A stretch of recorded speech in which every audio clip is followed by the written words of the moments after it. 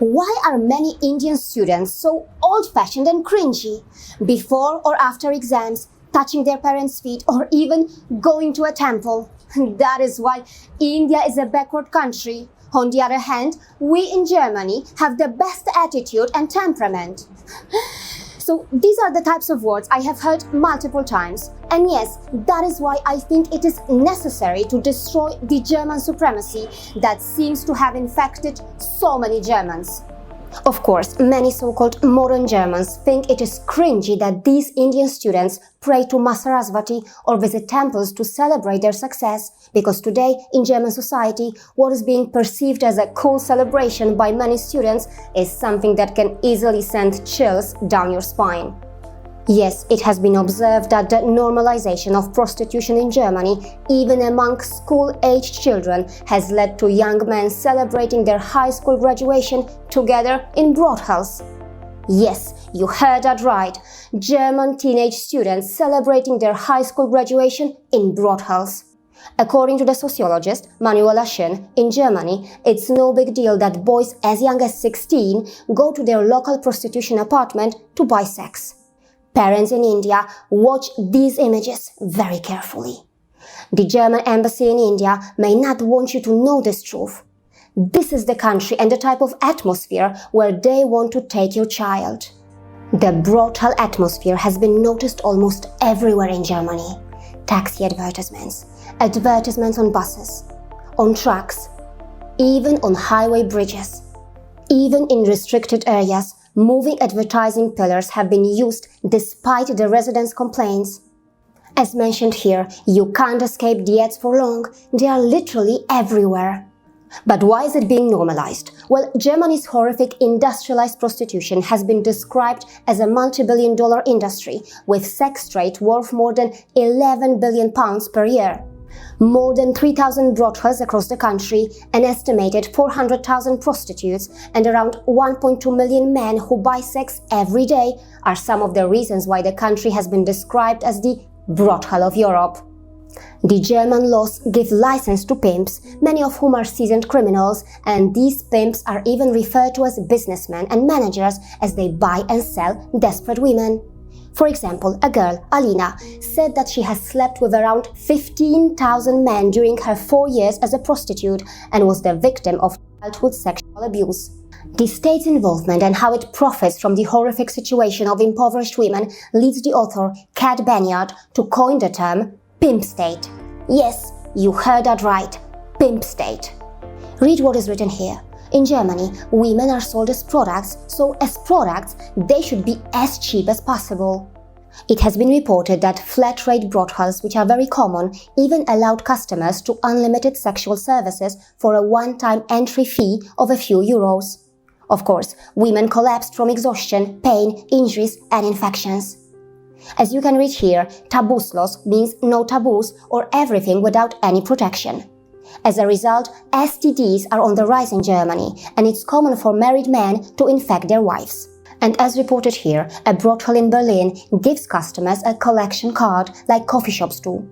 There are parking garages for drive-in sex, and one can order women via the app just like one orders a pizza.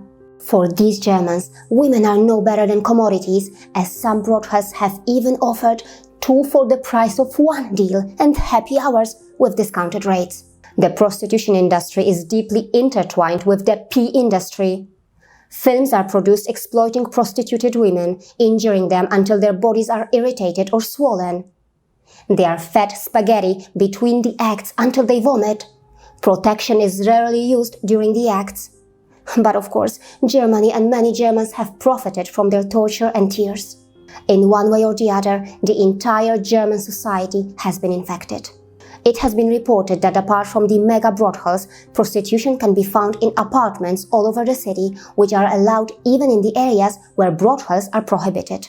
And read this about the organized crime factor. How scary this sounds. These are organized crime groups controlling prostitution and red light districts in various German cities. And take a look at this map. Locations of murders and attempted murders of prostituted women in Germany. Pause the video and read their stories. Can we ignore their tears? And don't forget about substance abuse. And don't forget about impoverished students, single mothers, and other women in Germany who even at this very moment are being auctioned, eBay style, to the highest bidder. Is this the German model of female empowerment? Auctioning women online and profiting from it? But of course, for a multi-billion-dollar industry, hiring lobbying groups or advocacy groups is not a big deal. As reported here, in Germany, there are a number of TV shows that promote pornography and prostitution. They even aired a program catering to sexual fantasies with women dressed up like minors. I mean, how sick, how pathetic. What is wrong with you, Germany? Of course, it is not only about German girls. Thousands of migrants are trafficked or shipped to do sex work in Germany. Physical coercion and enforced drug addiction are used. It was observed that Germany's legalized prostitution brought more exploitation to women, and according to Dr. Ingeborg Kraus, the German model has become hell on earth for them. But what can we really expect from a country that has a long tradition of profiting from women's misery and exploitation? As mentioned here, in Germany, prostitution has been legal for more than 100 years, even before the passage of the 2001 prostitution law. And as described here, prostitution and sex trafficking are all different versions of the same violence. And like prostitution in Germany, pornography is vastly celebrated and welcomed as an advancement to society. Wow, this means advancement for them. Wow. With such a terrible attitude to its own human resources, its aging population, and with its poor birth rate in its individualized and hyper-sexualized society, Germany has been actively and desperately seeking talent in other countries for its own economic survival. The German Chancellor knows that very well. As reported by ANI, the German Chancellor said, "We need talent, we need skilled workers. India has so much talent and we want to benefit from that corporation. We want to recruit and attract that talent in Germany." Maybe Germany thinks it can fool Indians with its sweet talk, and unfortunately, it will be able to trap many Indians who are not very well informed. But the real Germany is definitely not how it is presented in India. Yes, in many situations, stealing human resources from other countries may be more convenient or affordable for Germany than building its own talent pool. Europe claims to be the champion of women's empowerment, but it can't run away from the ugly truth. Europe has failed to protect its women. The German model has failed. The Nordic model is failing too. But one thing isn't changing: their cunningly projected fake shiny image. According to Manuela Schoen, it's time for Germans to start feeling ashamed, not proud of their situation. Germany, you are a serial violator of human rights. Germany, you are the mother and the birthplace of Nazism. Germany, you are a former colonial criminal state, still suffering from colonial amnesia and still scared of tough questions. And now you seem like a shark, hunting desperate and impoverished women and stealing talent from India.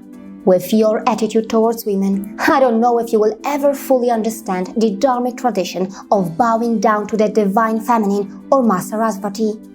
You seem to be an emotionally corrupted society. Unless your psychologically damaged minds are healed, your society cannot be healed. See you again.